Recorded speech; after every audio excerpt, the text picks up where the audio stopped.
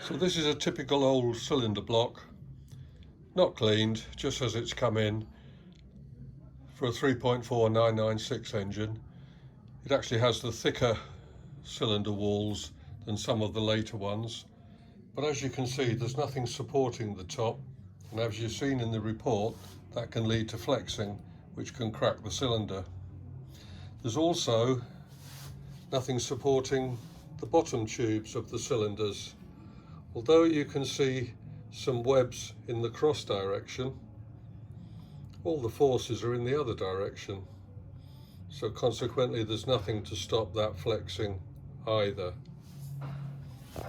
To try and show you what this means, we happen to have a liner that was cut in half, and when you look at the other pictures in the report, you will see that the only part that holds that casting in place is a small annulus just between there and there. So in other words, if you imagine this as being one of the cast-in liners, or a liner that someone else has fitted which isn't secured at the top, imagine that purple piece is missing. Any pressure, the only place that's holding it is in the center, and any pressure from the piston which is pushing the cylinder at top dead center, at bottom dead center, or when you've got your foot on full throttle, is trying to tilt that liner, and the only thing stopping it is the stiffness of a very thin cylinder tube. And this is what Hartec do differently, in that every single liner that we fit has that additional purple area at the top and is machined in the top of the crankcase so that it's now supported at the top as well.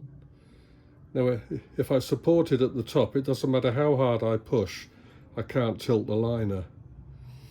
And when we have oversize or extra capacity versions where we machine the whole of the original liner out, including the whole of the bottom, we also fit another ring, which is shown in the report, around the bottom. So Hartec liners are restrained in the top, in the center, and in the bottom, and they can't move anywhere. Because of that, they don't need to be held very tightly, because they're made of aluminium and the expansion rate is the same as the cylinder block. However, if that was an iron liner, and if all you were doing it was holding it where my fingers are, and you were trying to stop it from moving, you would have to have a heavy interference fit there. And then when the cylinder block, which is aluminium, heats up and contracts, it's going to affect the size of that bore and the shape of the cylinder. That's it.